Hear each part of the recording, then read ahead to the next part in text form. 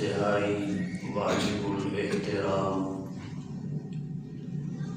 معزز سامعین کرام، آج کے بیان کا موضوع حضرت ابو بکر صدیق رضی اللہ تعالی عنہ کے فضائل و مناقب ہے۔ آپ کے بے شمار فضائل ہیں، متعدد عظمتوں سے اللہ نے آپ کو نوازا ہے۔ چند ایک آپ کی توجہ کی نظر کروں گا۔ حضرت ابو بکر صدیق رضی اللہ تعالی عنہ کی ایک فضیلت یہ ہے، وہ نبی کے بچپن کے دوست ہیں اور بچپن سے ہی حضور کے ساتھ فدائیانہ محبت کرتے رہے ہیں۔ تاریخ کی کتابوں کے مطالعہ سے پتہ چلتا ہے حضرت ابو بکر رضی اللہ تعالی عنہ کی عمر 6 برس تھی، حضور صلی اللہ علیہ وسلم کی عمر 8 برس تھی جب مکہ کی گلی کے کونے پر دونوں کی ملاقات ہوئی۔ ملاقات دوستانے کا سبب بنی اور ایک دوسرے کے ساتھ اس طرح وابستہ ہوئے، جڑ گئے کہ آج تک جدا نہ ہو سکے۔ بچپن میں آپ کی ذات گرامی سے حضرت ابو بکر صدیق رضی اللہ تعالی عنہ کی کس قدر محبت تھی، چند واقعات سے اس کا اندازہ لگایا جا سکتا ہے۔ ایک واقعہ یہ ہے، جب آپ اپنے بچپن میں چچا ابو طالب کے ساتھ ملک شام کے سفر پہ جانے لگے تو حضرت ابو بکر صدیق رضی اللہ تعالی عنہ کو خبر ہوئی۔ حضرت ابو بکر صدیق رضی اللہ تعالی عنہ نے آپ کی خدمت کے لیے حضرت بلال کو ان کے آقا سے کرائے پر لیا اور کرائے پر لے کر خدمت کے لیے آپ کے ساتھ روانہ کر دیا، اور پھر اپنے گھر سے زیتون کی ایک خاص قسم کی روٹی بنائی، ناشتہ تیار کیا اور وہ آپ کی خدمت میں پیش کر دیا کہ راستے میں جہاں ضرورت محسوس ہو آپ تناول فرما لیں۔ حضور صلی اللہ علیہ وسلم نے نبوت کا دعویٰ نہیں کیا تھا، بچپن کے زمانے کا سفر ہے اور بچپن سے ہی حضرت ابو بکر کی آپ کے ساتھ فدائیانہ محبت ہے۔ دوسری عظمت آپ کی یہ ہے، آپ سب سے پہلے مسلمان ہیں، اول مسلم ہیں۔ بعض روایات میں آتا ہے حضرت علی نے پہلے اسلام قبول کیا، بعض میں آتا ہے حضرت خدیجہ نے پہلے اسلام قبول کیا، بعض میں آتا ہے حضرت زید بن حارثہ نے پہلے اسلام قبول کیا۔ مگر احادیث سے حضرت ابو بکر صدیق رضی اللہ تعالی عنہ کے اول اسلام ہونے کی تائید ہوتی ہے۔ باقیوں کو جو پہلے اسلام لانے والا کہا گیا وہ ایک مخصوص طبقے میں، مثلا حضرت خدیجہ خواتین میں، حضرت علی بچوں میں، حضرت زید بن حارثہ غلاموں میں، اور حضرت ابو بکر سب میں سب سے پہلے مسلمان ہوئے۔ ان کے بعد پھر بچوں میں حضرت علی، غلاموں میں حضرت زید بن حارثہ، خواتین میں حضرت خدیجہ نے حضور صلی اللہ علیہ وسلم پر ایمان لائیں اور آپ کا کلمہ پڑھا۔ ازالت الخفا میں حضرت شاہ ولی اللہ محدث دہلوی رحمۃ اللہ علیہ نے ایک عمدہ نکتہ لکھا۔ وہ فرماتے ہیں سب سے پہلے اسلام لانے کی فضیلت 2 وجہ سے ہے۔ اول الاسلام ہونے کی فضیلت 2 وجہ سے ہے۔ ایک تو اس وجہ سے جو سب سے پہلے اسلام لائے گا وہ زیادہ لوگوں کے قبول اسلام کا سبب بنے گا۔ نمبر دو، جو سب سے پہلے مسلمان ہوگا اسے مسائل میں شرکت کا موقع حضور کے ساتھ زیادہ ملے گا۔ اور یہ دونوں باتیں ان چاروں میں حضرت ابو بکر صدیق رضی اللہ تعالی عنہ کے ساتھ مخصوص ہے۔ آپ سب سے زیادہ لوگوں کے قبول اسلام کا سبب بنے، سب سے زیادہ تکالیف دین اسلام کے لیے حضور کے بعد آپ میں سے۔ جس دور اور زمانے میں حضور صلی اللہ علیہ وسلم نے اعلان نبوت فرمایا، وہ دور ایسا تھا اپنے اسلام کا اظہار کرنا بھی سانپ کے منہ میں ہاتھ ڈالنے کے مترادف تھا۔ لیکن حضرت ابو بکر صدیق رضی اللہ تعالی عنہ نے نہ صرف اپنے اسلام کا اظہار کیا، برملا کیا، بلکہ دوسروں کو مسلمان کرنا شروع کر دیا، اور آپ کی دعوت سے بہت سارے لوگ کلمہ اسلام پڑھ کر دائرہ اسلام میں داخل ہوئے۔ اشراف قریش کی ایک بڑی جماعت آپ کی دعوت پر مسلمان ہوئی۔ 10 مبشرہ وہ 10 صحابہ کرام جنہیں نام بنام آپ نے جنت کی بشارت دی ہے، ان میں سے 5 افراد آپ کی دعوت پر مسلمان ہوئے۔ حضرت عثمان بن عفان، حضرت طلحہ، حضرت زبیر، حضرت سعد بن ابی وقاص اور حضرت عبد الرحمن بن عوف رضی اللہ تعالی عنہ، اور بہت سارے اکابر صحابہ آپ کی دعوت پر مسلمان ہوئے ہیں، جن کے اس وقت نام گرنا یہ بہت سارا وقت لے سکتا ہے۔ بہرحال آپ بہت سارے لوگوں کے قبول اسلام کا سبب بنے۔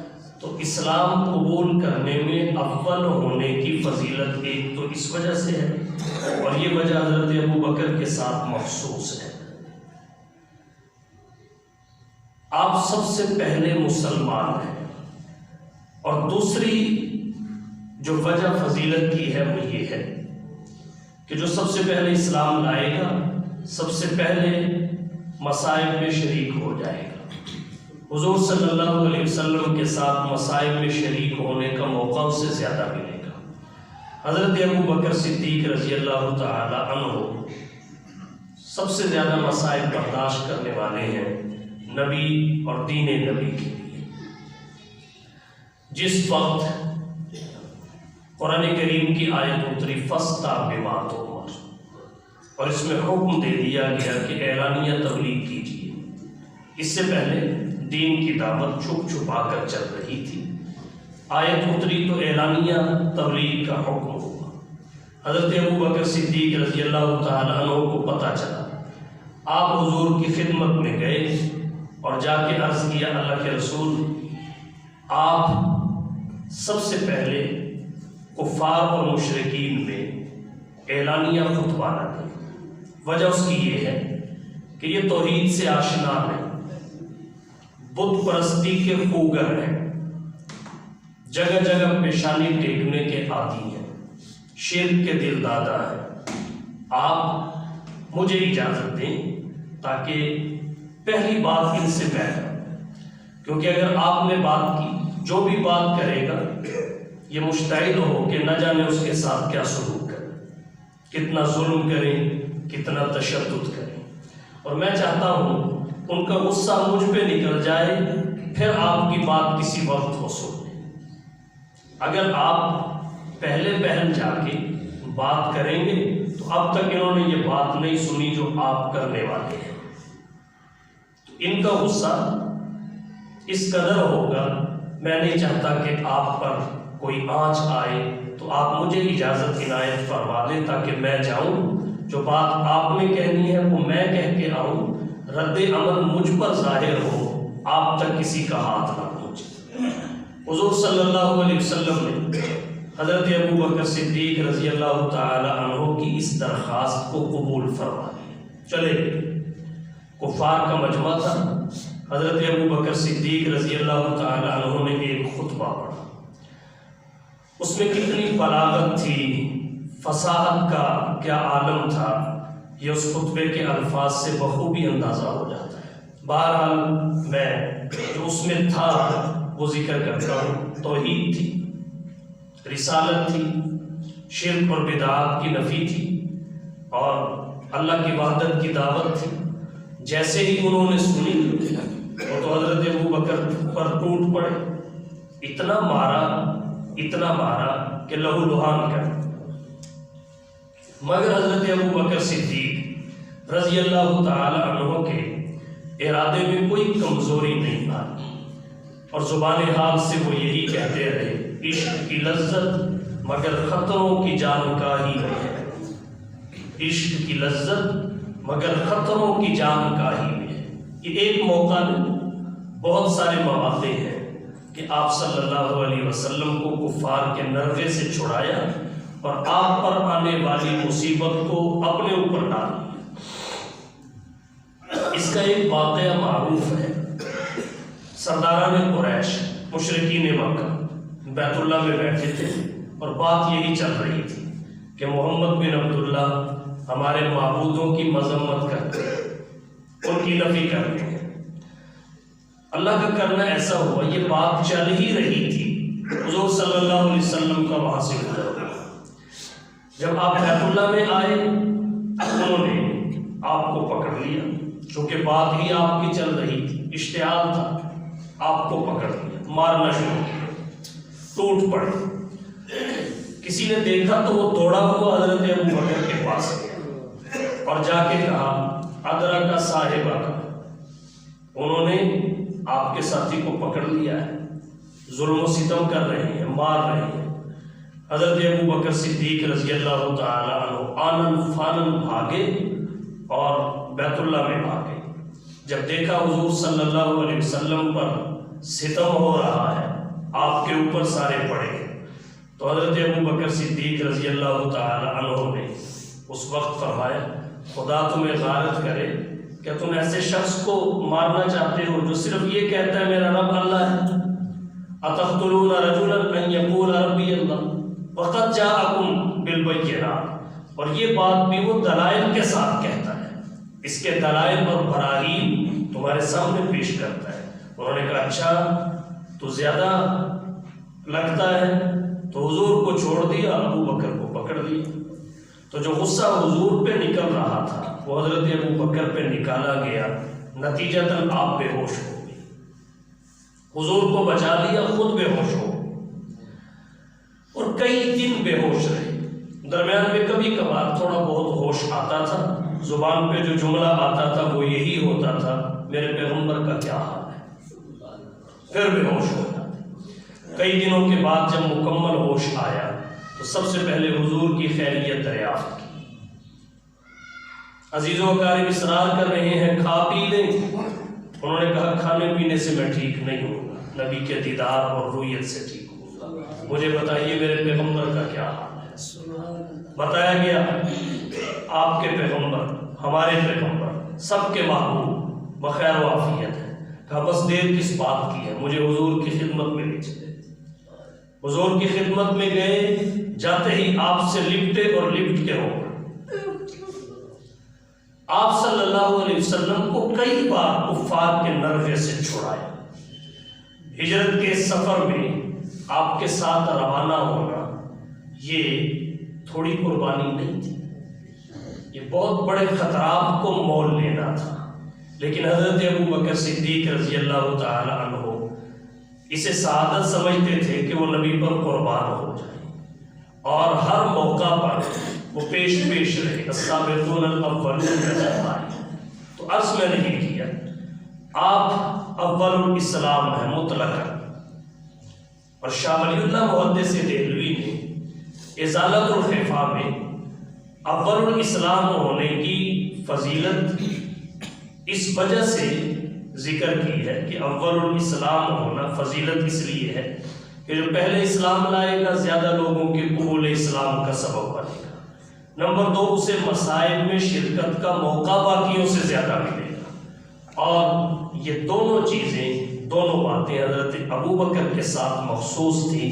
اس لیے علماء امت نے، محققین نے لکھا ہے اسلام کی اکائی حضرت ابوبکر ہے، اسلام کی گنتی حضرت ابو بکر سے شروع ہوتی ہے، اس امت کی گنتی حضرت ابو بکر سے شروع ہوتی ہے۔ حضرت ابو بکر اسلام کی عمارت کی خشت اول ہے، جسے سنگ بنیاد کہتے ہیں، باقی صحابہ بنیاد ہیں۔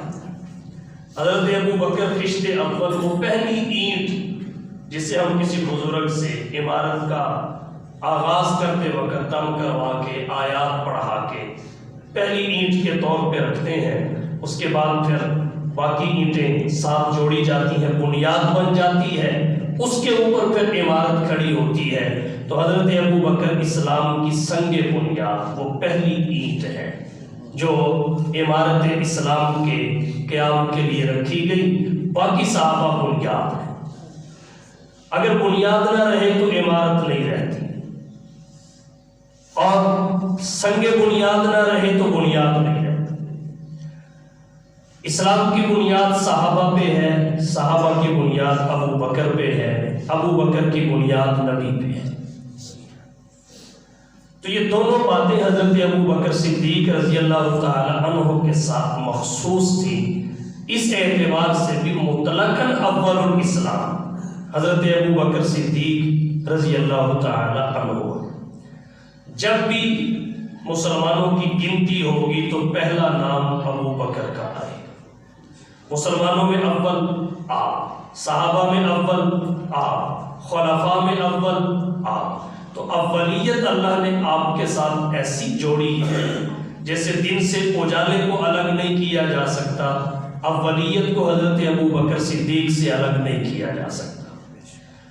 اور المنجد وغیرہ لغت کی کتابوں میں لکھا ہے کہ بکر، با کاف را، یہ مادہ 3 حروف جب سمیع یسمع باب سے آئیں تو اس کا معنی ہی اولیت اور پہل ہوتا ہے، اور جب اس کے ساتھ اب لگے گا ابو بکر، بکر چونکہ غیر ضمیر القول ہے، اب کی اضافت جب بکر کی طرف ہوگی تو معنی ہوگا کثرت سے پہل کرنے والا، کثرت سے پہل کرنے والا۔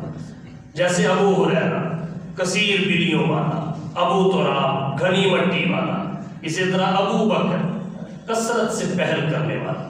محمد حسین ہیکل نے اپنی کتاب ابو بکر میں لکھا ہے کہ انہو بکر الی الاسلام قبل غیر، آپ کو ابو بکر کہنے کی حقیقی وجہ تو معلوم نہیں ہو سکی، البتہ بعد میں آنے والے مورخین نے لکھا ہے انہو بکر الی الاسلام قبل غیرہ، انہوں نے اپنے علاوہ سے پہلے نبی کا کلمہ پڑھ کے اسلام قبول کر لیا، اس لیے انہیں ابو بکر کہتے ہیں۔ اولیت اور پہل حضرت ابو بکر صدیق رضی اللہ تعالی عنہ کے ساتھ ساتھ رہی، کلمہ پڑھنے میں اول، اسلام کی دعوت دینے میں اول۔ اسلام میں سب سے پہلی مسجد بھی حضرت ابو بکر نے بنائی اپنے گھر میں، گھر کے پاس، گھر کے ساتھ پہلی مسجد، اور پھر دین کے لیے تکلیفیں بھی سب سے پہلے آپ میں سے۔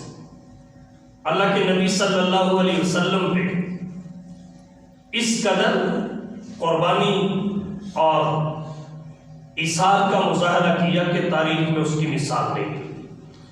پھر حضور کے مصلی پہ بھی پہلے آپ آئے، آپ کے ممبر پہ بھی پہلے آپ آئے، آپ کے روزے میں بھی سب سے پہلے آپ میں، قیامت کو روزے اطہر سے حضور کے بعد سب سے پہلے آپ ہی اٹھے، اور آپ کے ساتھ حوض کوثر پہ بھی پہلے آپ ہو، جنت میں بھی آپ کے بعد پہلے آپ جائیں، اور بغیر حساب کتاب کے جائیں گے۔ بہت ساری روایات اس پہ شاہد اور دلیل ہے۔ تو آپ اول الاسلام ہیں، اسلام کی اکائی ہے، مسلمانوں کی گنتی آپ سے شروع ہوتی ہے، ایک نہ ہو تو 2 نہیں بنتا، ابو بکر نہ ہو تو مسلمانوں کا آغاز نہیں ہوتا، ابتدا ہی نہیں ہوتی۔ آپ کی کس کس فضیلت کا ذکر کیا جائے؟ حضرت ابو بکر صدیق رضی اللہ تعالیٰ عنہ نبی کے سفر ہجرت کے رفیق اور ساتھی ہیں۔ یہ کتنی بڑی سعادت ہے، سفر ہجرت میں آپ کا ساتھی اور رفیق ہونا کتنی بڑی سعادت ہے۔ اس کا اندازہ اس بات سے لگائیے، امام اہل سنت حضرت مولانا عبدالشکور صاحب لکھنوی رحمۃ اللہ علیہ نے سیرت خلفائے راشدین میں روایت ذکر کی۔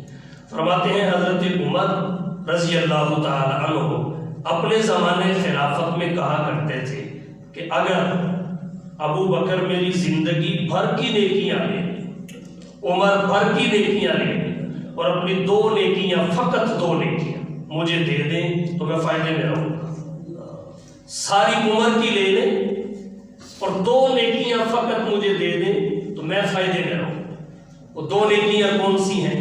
فرمایا ایک شب غار کی خدمت کی نیکی، جو حضور کے ساتھ غار میں رہے اور آپ کی خدمت کی۔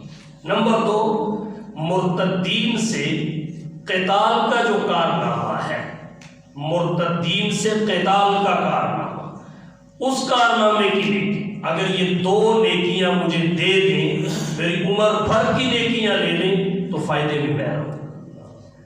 ان میں پہلی نیکی کون سی ذکر کی؟ شب غار کی خدمت کی نیکی۔ تو پتہ چلا کہ بہت بڑی نیکی ہے، اور یہ کتنی بڑی نیکی ہے اس کا اندازہ ایک اور روایت سے کیجیے۔ حدیث شریف میں آتا ہے، رات کا وقت تھا، حضور صلی اللہ علیہ وسلم، حضرت عائشہ دونوں سو رہے تھے صحن میں، آسمان پہ چاند اور ستارے چمک رہے تھے، مطلع صاف تھا، آسمان ستاروں سے جگمگا رہا تھا۔ حضرت عائشہ نے دیکھا ستاروں سے آسمان بھرا ہوا ہے، تو حضور صلی اللہ علیہ وسلم سے ایک سوال کیا، اللہ کے رسول ان ستاروں کو کوئی گن سکتا ہے؟ حضور نے فرمایا ان گنت ہیں۔ عرض کیا ان ستاروں جتنی بھی کسی کی نیکیاں ہیں؟ حضور نے فرمایا بالکل ہے، ان سے زیادہ ہے۔ حضرت عائشہ کے دل میں یہ ارادہ اور خیال تھا کہ میں پوچھوں گی کس کی ہیں تو آپ میرے والد کا نام لیں گے، ابو بکر صدیق۔ پوچھا اللہ کے رسول کس کی ہیں؟ فرمایا عمر کی نیکیاں ان ستاروں سے کہیں بڑھ کر ہے۔ جب حضور صلی اللہ علیہ وسلم نے حضرت عمر کا نام لیا تو حضرت عائشہ چونک گئی کہ میرے ابو کا نام نہیں آیا۔ سوال کر دیا ابھی یا رسول اللہ، اللہ کے رسول میرے ابو کا کیا حال ہے؟ حضور نے فرمایا عائشہ کیا پوچھتی؟ عمر کی ساری نیکیاں ایک طرف، ابو بکر صدیق کی غار والی خدمت کی جو نیکی ہے اس کے برابر بھی نہیں ہو سکتی۔ یہ اتنی بڑی نیکی ہے۔ حضور صلی اللہ علیہ وسلم کی ہجرت میں آپ کا رفیق اور ساتھی بنا، اس پہ انشاءاللہ اگلے جمعے فقط ہجرت کے عنوان سے تفصیلی بیان کریں گے۔ اور اِلَّا تَنْصُرُوهُ فَقَدْ نَصَرَهُ اللَّهُ إِذْ أَخْرَجَهُ الَّذِينَ كَفَرُوا۔ اس ایک آیت کی تفسیر میں جو 10 عظمتیں حضرت ابو بکر صدیق کی ہیں مفسرین نے ذکر کی، ان کو آپ کے سامنے کھولوں گا، یہ اگلے جمعے کو تفصیلاً بیان ہوگا۔ تو عرض میں نے یہ کیا، ہجرت کا رفیق ہونا یہ حضرت ابو بکر صدیق رضی اللہ تعالی عنہ کی بہت بڑی فضیلت ہے۔ تفصیلات اس کی اگلے جمعے۔ آپ صلی اللہ علیہ وسلم کے خلیفہ اور جانشین تھے، خلیفہ اور جانشین، یہ بھی حضرت ابو بکر صدیق رضی اللہ تعالی عنہ کی بہت بڑی فضیلت ہے۔ ایک بات یہاں عرض کرتا ہوں، کچھ لوگوں کو حضرت ابو بکر صدیق رضی اللہ تعالی عنہ کی پہلی خلافت ہضم نہیں ہوتی۔ اب وہ واقعہ کے خلاف چل رہے ہیں، کسی کے انکار سے حضرت ابو بکر کی خلافت ختم نہیں ہوگی۔ بن چکے، کارنامے انجام دے چکے، فرائض خلافت پورے کر چکے۔ گزشتہ جمعہ عنوان ہی یہی تھا، فرائض خلافت کیا تھے اور کس طرح ادا کیے۔ بڑے فرائض 4 تھے: منصب نبوت کی حفاظت، جماعت نبوت کی حفاظت، علوم نبوت کی حفاظت اور نظام نبوت کی حفاظت۔ منصب نبوت کی حفاظت کی، نبوت کے جھوٹے دعوے داروں سے قتال کر کے ختم نبوت کا پہرا دیا۔ لشکر مسیلمہ واصل جہنم کیا۔ مسیلمہ 30,000 کے لشکر سمیت واصل جہنم ہوا، 1200 مسلمان شہید ہوئے جنگ یمامہ۔ جماعت نبوت کی حفاظت کی کس طرح؟ مرتدین سے قتال کر کے۔ علوم نبوت کی حفاظت کی کس طرح؟ اپنے زمانے خلافت میں قرآن کتابی شکل میں جمع کر کے۔ نظام نبوت کی حفاظت کی کس طرح؟ یعنی ریاستی سسٹم کی حفاظت، باغیوں کی بغاوت کو کچل کے لشکر اسامہ کو روانہ کر کے ریاست کے دفاع کو مضبوط کیا، نظام کو مستحکم کیا، اور پھر مانعین زکوٰۃ سے قتال کر کے اقتصادی اور معاشی طور پر ریاست کو مضبوط کیا، فرائض خلافت پورے کی۔ اور پھر حضرت ابوبکر صدیق رضی اللہ تعالی عنہ نے پوری زندگی حضور صلی اللہ علیہ وسلم کی سوچ سے اپنی سوچ کو ملائے رکھا، سوچ میں بھی فرق نہیں آیا۔ سید نور الحسن شاہ صاحب بخاری رحمۃ اللہ علیہ نے نبی و صدیق کے حاشیہ پر ایک روایت ذکر کی، یا ایھا الناس ان ابا بکر لم یسؤنی قط۔ حضور نے فرمایا لوگوں سن لو، ابو بکر وہ ہیں جن کی سوچ اور رائے بھی کبھی میری سوچ اور رائے سے الگ نہیں۔ تو آپ کی کس کس فضیلت کا ذکر کیا جائے، کس کس عظمت کا بیان کیا جائے۔ اب آخر میں قرآن کریم کی آیات اور نبی کی چند احادیث سے آپ کی عظمت کے فضیلت کے چند پہلو عرض کروں گا۔ قرآن کریم کی آیات تین قسم کی ہیں۔ کچھ آیات تو وہ ہیں عظمت صحابہ کے حوالہ سے قرآن کریم کی آیات تین قسم کی ہیں، کچھ وہ ہیں جن میں عمومی طور پر سارے صحابہ کی فضیلت بیان کی گئی، مہاجرین و انصار رضی اللہ عنہم ورضوا عنہ، وَكُلًّا وَعَدَ اللَّهُ الْحُسْنَى أُولَٰئِكَ الَّذِينَ امْتَحَنَ اللَّهُ قُلُوبَهُمْ لِلتَّقْوَىٰ۔ تو کچھ وہ ہیں جن میں بالعموم سب صحابہ کی فضیلت بیان کی گئی، تو سب صحابہ میں حضرت ابو بکر بھی ہیں، ان آیات کا مصداق بھی حضرت ابو بکر ٹھہرے، ان میں بھی شامل ہیں۔ دوسری قسم کی آیات وہ ہیں جن میں خلفائے راشدین کے فضائل بیان کیے گئے، وعد اللہ الذین آمنوا منکم وعملوا الصالحات لَيَسْتَخْلِفَنَّهُمْ فِي الْأَرْضِ كَمَا اسْتَخْلَفَ الَّذِينَ مِنْ قَبْلِهِمْ وَلَيُمَكِّنَنَّ لَهُمْ دِينَهُمُ الَّذِي ارْتَضَىٰ لَهُمْ وَلَيُبَدِّلَنَّهُمْ مِنْ بَعْدِ خَوْفِهِمْ أَمْنًا۔ جو آیات خلفائے راشدین کے فضائل بیان کرتی ہیں ان کا مصداق بھی حضرت ابو بکر ہے۔ تیسری قسم کی آیات وہ ہیں جن میں خاص طور پر ذکر اور فضیلت ہی حضرت ابو بکر کی۔ اس قسم کی چند آیات آپ کے توجہ کی نظر کروں گا، صرف تیسری قسم کی وہ آیات جن میں خاص طور پر حضرت ابو بکر صدیق رضی اللہ تعالی عنہ کا ذکر ہے۔ ان میں ایک آیت یہ ہے وَسَيُجَنَّبُهَا الْأَتْقَى الَّذِي يُؤْتِي مَالَهُ يَتَزَكَّىٰ، یہ آیات وَمَا لِأَحَدٍ عِندَهُ مِن نِعْمَةٍ تُجْزَىٰ إِلَّا ابْتِغَاءَ وَجْهِ رَبِّهِ الْأَعْلَىٰ وَلَسَوْفَ يَرْضَىٰ۔ یہ آیات باتفاق مفسرین حضرت ابو بکر کے بارے میں نازل ہوئی۔ نزول کا سبب کیا بنا؟ 7 غلام تھے جو مسلمان تھے، نبی کے صحابی تھے، قبول اسلام کی وجہ سے انہیں ستایا جاتا تھا، طرح طرح کی تکلیفیں دی جاتی تھی۔ انہی میں ایک حضرت بلال تھے۔ حضرت ابو بکر صدیق رضی اللہ تعالیٰ عنہ نے مال کی کوئی پرواہ نہیں کی، ان کے آقاؤں سے بات کی، منہ مانگا مال دے کر 7 کو خرید کے آزاد کر دیا، خریدا اور آزاد کر دیا۔ تو اس پر قرآن کریم کی آیات اتری وَسَيُجَنَّبُهَا الْأَتْقَى، اللہ اسے جہنم سے دور رکھے گا، بچائے گا۔ کسے؟ اتقا، جو سب سے زیادہ تقوی والا ہے، سب سے زیادہ تقوی والا۔ پھر وہ سب سے زیادہ تقوی والا کون ہے؟ الذی یؤتی مالہ، جو اپنا مال اس لیے دیتا ہے تاکہ تزکیہ حاصل کرے۔ وَمَا لِأَحَدٍ عِندَهُ مِن نِعْمَةٍ تُجْزَىٰ، کسی کا بھی اس پہ احسان نہیں ہے کہ وہ اس کا بدلہ دے رہا ہو۔ اور حضرت ابو بکر احسانات کے حوالہ سے کتنی بڑی شخصیت ہے۔ حضور نے فرمایا میں نے سب کے احسانات کی مکافات کر دی، بدلہ دے دیا، لیکن ابو بکر کے احسانات ہی مجھ پر اتنے ہیں میں بدلہ نہیں دے سکتا، اسے بدلہ قیامت کو اللہ ہی دے گا۔ فرمایا مَا لِأَحَدٍ عِندَهُ مِن نِعْمَةٍ تُجْزَىٰ، اس پر کسی کا احسان نہیں تھا۔ احسانات کا عالم یہ ہے کہ نبی کے احسانات سب پر، لیکن ابو بکر کے احسانات نبی پر۔ حضور صلی اللہ علیہ وسلم نے بدلے کو اللہ کے سپرد کر دیا، کسی کا احسان نہیں تھا کہ اس کا بدلہ دیا گیا، اور پھر اللہ تعالیٰ نے وعدہ بھی کر دیا کہ اللہ اسے راضی بھی کر دے۔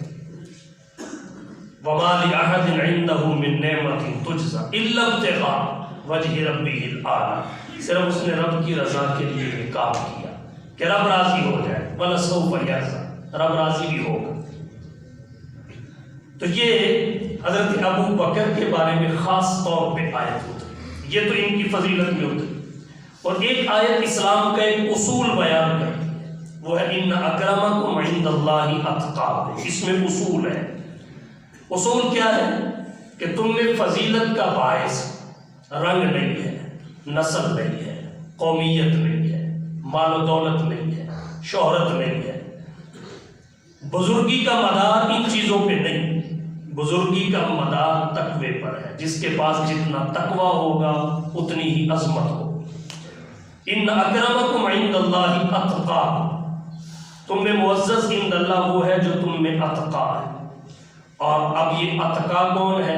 اب اس آیت کو سامنے لائیے جو حضرت ابو بکر کے بارے میں اتری، اس میں اتقا حضرت ابو بکر کو کہا گیا، وَسَيُجَنَّبُهَا الْأَتْقَى۔ تو یہ آیت کہتی ہے ابو بکر اتقا ہے، دوسری آیت کہتی ہے جو اتقا ہے وہ اکرم ہے، سب سے بڑا بزرگ ہے۔ تو نتیجہ صاف ظاہر ہے۔ دوسری آیت اللہ نے قرآن کریم میں فرمایا وَلَا يَأْتَلِ أُولُو الْفَضْلِ مِنْكُمْ وَالسَّعَةِ أَنْ يُؤْتُوا أُولِي الْقُرْبَىٰ، یہ بھی حضرت ابو بکر کے بارے میں نازل ہوئی، مفسرین کا اس پر اتفاق ہے۔ تفصیل یہ ہے حضور صلی اللہ علیہ وسلم کی زوجہ طیبہ ام المومنین حضرت عائشہ رضی اللہ تعالی عنہا پہ تہمت لگی۔ حضرت ابو بکر کے ایک رشتہ دار تھے مصطح بن اساسہ، ان کا خرچہ حضرت ابو بکر دیا کرتے تھے، وہ مستحق تھے، وہ اس تہمت میں کسی حد تک شریک ہو گئے۔ مصطح جب حضرت ابو بکر صدیق رضی اللہ تعالی عنہ نے دیکھا کہ اب تو میری بیٹی کی بارات میں آیات اتر گئی اور یہ مصطح تہمت میں شریک رہے، تو حضرت ابو بکر صدیق رضی اللہ تعالی عنہ نے ان کو دینا بند کر دیا، دینا بند کر دیا۔ جب دینا بند کر دیا، تعاون ختم کیا، تو قرآن کی آیت اتر گئی وَلَا يَأْتَلِ أُولُو الْفَضْلِ مِنْكُمْ وَالسَّعَةِ، تم میں سے فضیلت والے اور وسعت والے قریبیوں کو دینے سے انکار نہ کریں، انکار نہ کریں۔ حضرت ابو بکر صدیق کے بارے میں یہ آیت ہوتی ہے، ابو بکر کو فضیلت والا کہا گیا، اولو الفضل منکم، تو حضرت ابو بکر نے اس کے بعد جو دیتے تھے اس کا ڈبل دینا شروع کر، دو گنا کر۔ قرآن کریم کی اور بھی آیات ہیں، تو عرض میں نے یہ کیا، ایک آیت الغار ہے الا تنصروه فقد نصرہ اللہ اذ اخرجہ الذین کفروا ثانی اثنین اذ ہما فی الغار، حضرت ابو بکر کے بارے میں اتری ہے، اس پہ تفصیلی گفتگو اگلے جمعے کو کریں گے، آپ پر وقت تشریف لائیے۔ ان آیات کے بعد بطور نمونہ میں نے 2-3 آیات کا حوالہ دیا، اب احادیث کی جانب آئیے۔ ترمذی کی 3 حدیثیں آپ کے سامنے رکھنا چاہتا ہوں۔ ایک حدیث حضرت انس بن مالک سے مروی ہے، فرماتے ہیں حضور صلی اللہ علیہ وسلم نے فرمایا ارحم امتی بی امتی ابو بکر، میری پوری امت پر، میری پوری امت میں سب سے مہربان ابو بکر، سب سے زیادہ رحم کرنے والے امت پر، امت میں سے حضرت ابو بکر صدیق ہے۔ تو ارحم کہہ کے ابو بکر کی افضلیت کو ثابت کر دیا۔ مفکر اسلام حضرت علامہ ڈاکٹر خالد محمود صاحب PhD لندن رحمت اللہ علیہ اپنی کتاب خلفائے راشدین میں ایک نقطہ لکھتے ہیں، پوری روایت کو سامنے رکھ کے ایک نقطہ لکھا۔ پوری روایت میں آخری بات یہ ہے اقضاہم علی، اس امت کے سب سے بڑے قاضی حضرت علی ہیں۔ استدلال اور استنباط دیکھیے، فرماتے ہیں ابو بکر کو ارحم کہا، حضرت علی کو اقضا کہا۔ ارحم کہتے ہیں سب سے زیادہ رحم کرنے والا، اقضا کہتے ہیں سب سے بڑا قاضی، چیف جسٹس۔ پھر استدلال کیا کہ ابو بکر کو ارحم کہا، علی کو اقضا کہا، فرماتے ہیں رحم بڑا کرتا ہے، ابو بکر کی بڑائی ثابت ہونا۔ نمبر 2، رحم کا تعلق انتظامیہ سے، ابو بکر انتظامی شخصیت، اور قضاء کا تعلق عدلیہ سے، حضرت علی کو قاضی کا، رحم کا تعلق انتظامیہ سے ہے، قضاءت کا تعلق عدلیہ سے ہے۔ تو حضور نے اپنی اس حدیث میں پیغام دے دیا کہ انتظامیہ ابو بکر کی ہوگی، قاضی حضرت علی ہوگی، اور عدلیہ جو ہوتی ہے وہ انتظامیہ کے تابع ہوتی ہے۔ اسی لیے حضرت ابو بکر خلیفہ تھے، علی قاضی تھے، پھر حضرت عمر خلیفہ تھے، علی قاضی تھے، پھر حضرت عثمان خلیفہ تھے، حضرت علی قاضی تھے۔ اور جعفریات مطبوعہ تہران میں بھی لکھا ہوا ہے، ان ابا بکر و عمر و عثمان یرفعون الحدود الی علی بن ابی طالب، کہ خلفائے ثلاثہ نے اپنے اپنے خلافت کے زمانوں میں حدود و قصاص کے فیصلے حضرت علی کے سپرد کر رکھے تھے۔ اور یہاں ایک بات اور عرض کروں گا، حضرت علی کا عہدہ قضا کو قبول کرنا، پھر مشیر رہنا، اور پھر حضرت علی رضی اللہ تعالی عنہ کا وظائف کو قبول کر لینا خلفائے ثلاثہ سے، یہ ان کی خلافت کے برحق ہونے پر مہر تصدیق ہے۔ دوسری حدیث حضرت عبداللہ بن عمر راوی ہے، عن ابن عمر عن رسول اللہ صلی اللہ علیہ وسلم۔ حضرت عبداللہ بن عمر کیا کہتے ہیں؟ حضرت عبداللہ بن عمر رضی اللہ تعالی عنہ نے فرمایا، رسول اللہ صلی اللہ علیہ وسلم نے حضرت ابو بکر صدیق رضی اللہ تعالی عنہ کے لیے کہا، اور حضرت ابو بکر صدیق رضی اللہ تعالی عنہ کی عظمت کو بیان کیا۔ حضرت عائشہ کی روایت بھی ہے، بہت ساری روایات ترمذی میں ہیں۔ حضرت عائشہ نے فرمایا، لا ينبغي لقوم فیہم ابو بکر ان یؤمہم غیر، حضور نے فرمایا جس قوم میں ابو بکر ہو کسی اور کے لیے امامت مناسب ہی نہیں ہے۔ یہی وجہ ہے حضور مرض الوفات میں تھے، حضرت علی اور عباس بھی تھے، مصلی رسول پہ حضور نے ابو بکر کو کھڑا کیا۔ جب آپ نے یہ فرمایا تو کسی اور کو مصلی پہ کھڑا کیسے کر سکتے تھے؟ اور حضرت علی اور عباس نے بھی پھر نماز حضرت ابو بکر کے پیچھے پڑھی۔ جب حضور دنیا سے رخصت ہو گئے، 6 مہینے کے بعد حضرت فاطمہ کا انتقال ہوا، تو حضرت علی کے سامنے یہی حدیث تھی۔ حضرت ابو بکر نے فرمایا بھی کہ آپ نماز جنازہ حضرت فاطمہ کا پڑھائیں، لیکن حضرت علی نے کہا میرے کانوں میں نبی کا وہ فرمان گونج رہا ہے، میں آپ کے ہوتے ہوئے جنازہ نہیں پڑھا سکتا۔ اور پھر آپ کی افضلیت یہ حضرت علی کے اقوال سے بھی ثابت ہے، صحابہ کے اقوال سے بھی ثابت ہے۔ اور یاد رکھیے افضلیت ہی مدار خلافت ہے، اکرم خلیفہ نہیں بنتا، افضل بنتا ہے۔ اور حضرت ابو بکر خلیفہ ہونے کی وجہ سے افضل نہیں ہوئے، بلکہ افضل ہونے کی وجہ سے نبی کے خلیفہ ہوئے ہیں۔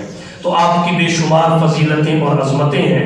اللہ تعالی ہم سب کو دل سے قبول کرنے اور تسلیم کرنے کی توفیق بخشے۔ وآخر دعوانا ان